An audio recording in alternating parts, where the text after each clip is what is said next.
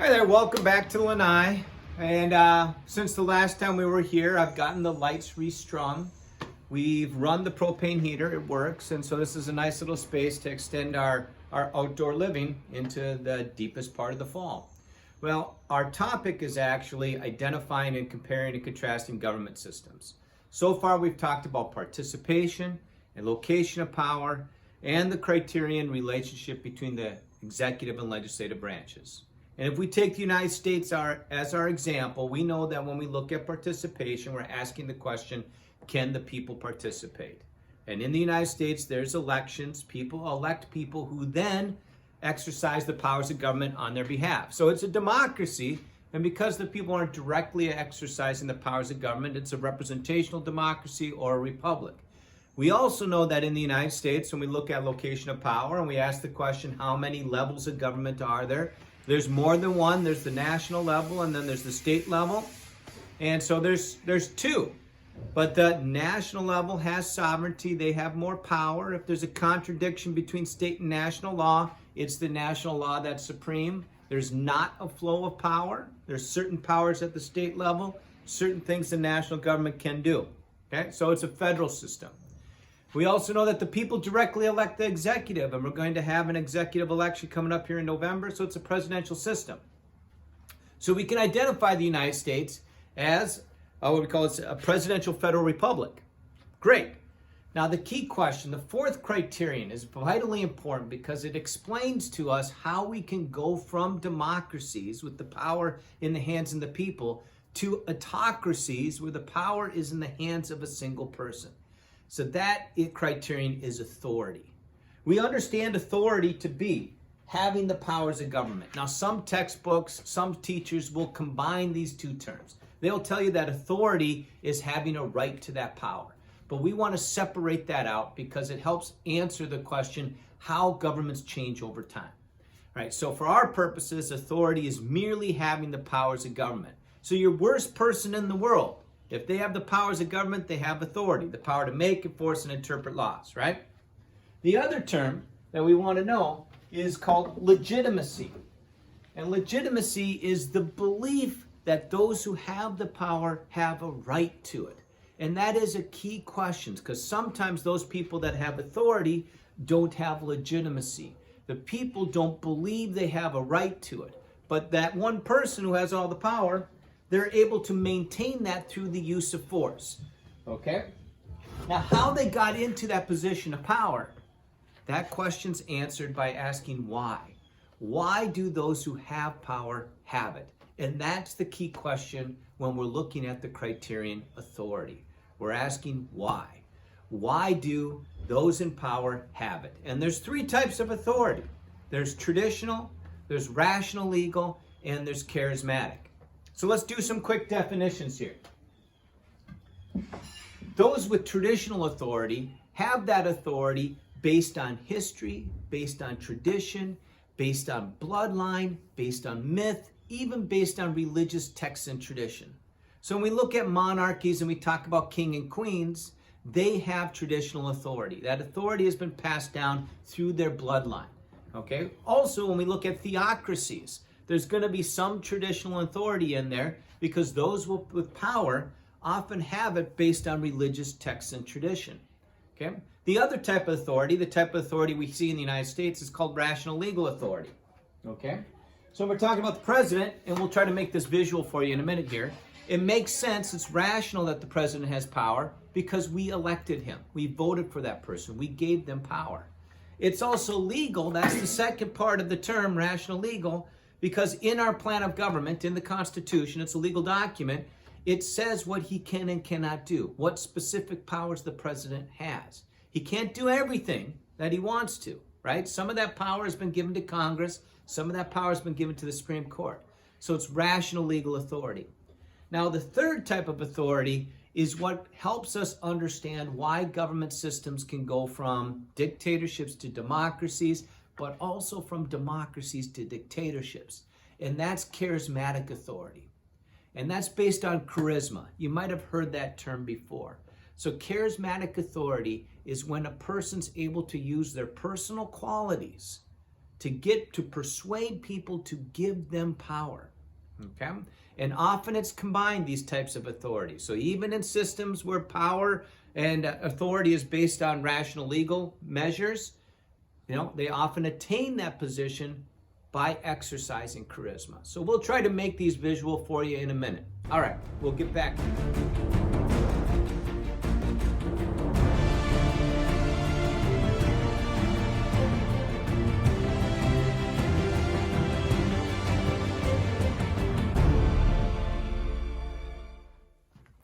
All right, so we're back in the classroom one more time to see if we can make this conversation around authority a little more visual. We're hoping that it brings a little more clarity, a little more understanding to this topic.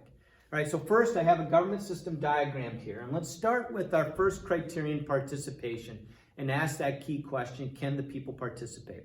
Should be pretty clear that they can't. I don't see an arrow here indicating that there's an election, that the people get to choose this person. There's also no power down here indicating that they have any influence whatsoever over who this person might be. So can the people participate? No, they can't. It's a dictatorship. What type of dictatorship is it? I see that there's one person that holds the powers of government. One person and one person only, so it's an autocracy. Now, we talked a little bit earlier about authority and what that means. Authority is having the powers of government. So I can see that this dictator, this autocrat, has authority. Okay, they have the powers of government. But that's different from legitimacy. Legitimacy is the belief that those people down here, do the people believe that this person has a right to that power?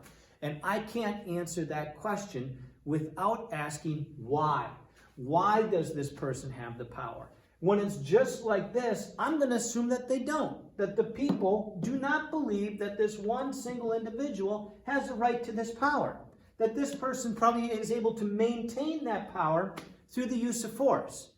However, if I add this magnet representing traditional authority, then my answer's different.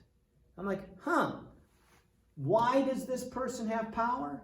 The crown tells me that this person has traditional authority. They have power because of their bloodline. So we look in the 1300s, the 1200s, and we see that the kings and queens of Europe and around the world had power based on their bloodline. Their mother, their father had power, and eventually that power, that authority, passed on down to their sons and daughters, right? That was traditional authority. It can be based on bloodline. It can be based on history, ritual, myth. It can even be based on religious texts and traditions, right? So, in that case, back in the 1200s, the people are going to think differently about this person's right to rule, right? Not only does the King of England have authority, but the King of England also had legitimacy. The people believed that that person had a right to rule. We call that the divine right to rule, that the powers of government were blessed upon that particular family by a divine entity. And then it was passed down via the bloodline. Now we get to the 17th century, people started questioning traditional authority and asking, is that a legitimate basis for governmental power? And they decided no. So this kind of went away, and we replaced it with a different type of authority. All right?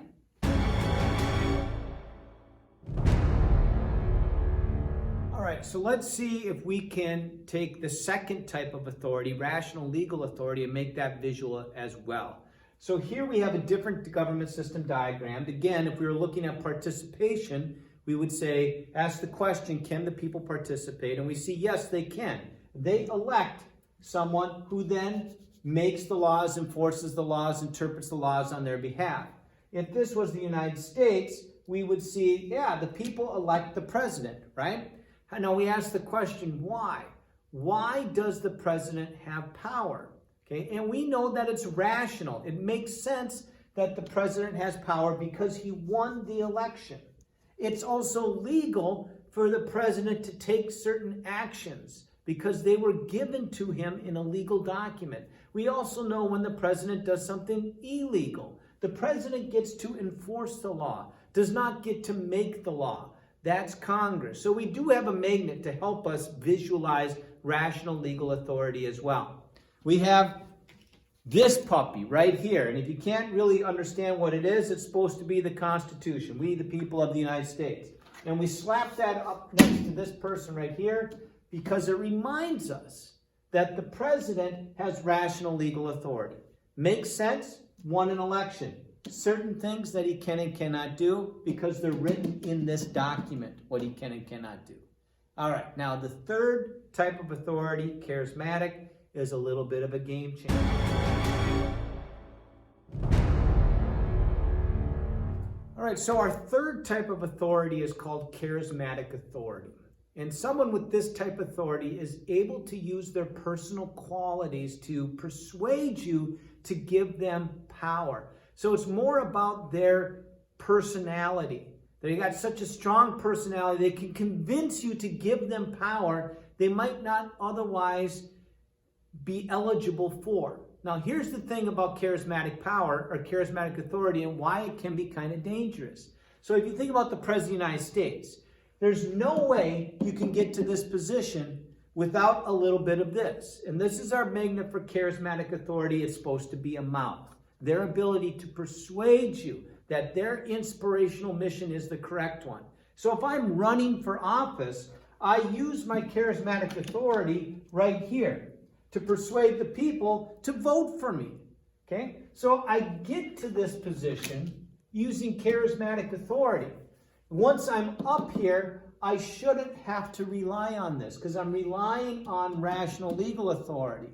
That I won the election and there's certain things I can and cannot do. However, if I have a whole lot of charisma and there's something I want to do that I legally don't have a right to do, I can possibly persuade you to give me that power. And once I persuade you to give me the power, am I ever going to give it back? That's right, I won't. I'm not going to give it back. If I can sucker you into giving me the power, too bad on you, okay? All right, so you have to watch out for that. And we've seen this play throughout history. So let's take a look at a historical example, okay? Or maybe a fictitious example. We'll start with a fictitious example. All right, so I brought in a special guest to really kind of highlight and talk to us about why this fourth criterion, authority, is very important to understand. So we have Chewbacca here. He's a Wookiee, so I'm going to have to translate for him. There's not too many people out there that can speak and understand Wookiee besides Wookiees. Okay, but he's going to use Star Wars as a venue to kind of explain how charismatic authority is really dangerous and how historically we can see democracies where the people have power turn into dictatorships where they don't have power. All right, so we're going to start at the beginning of the Star Wars saga. So this is episode 1 of Phantom Menace. And we see that their government system is constructed like this. The various planets, the people of the various planets, they vote for representatives that attend the Galactic Senate. The Galactic Senate then elects the chief executive officer, which is a chancellor. So we see that it's a parliamentary system, and if we look at as can the people participate, we see yes. So it's a parliamentary republic, or you can say a parliamentary representational democracy. Now, in the first episode, the chancellor is Chancellor Valorum, okay, and he has he has rational legal authority. What he's lacking is charismatic authority, okay? So along comes a person who has a whole lot of this, right? And that person is able to get elected to here, to the Galactic Senate.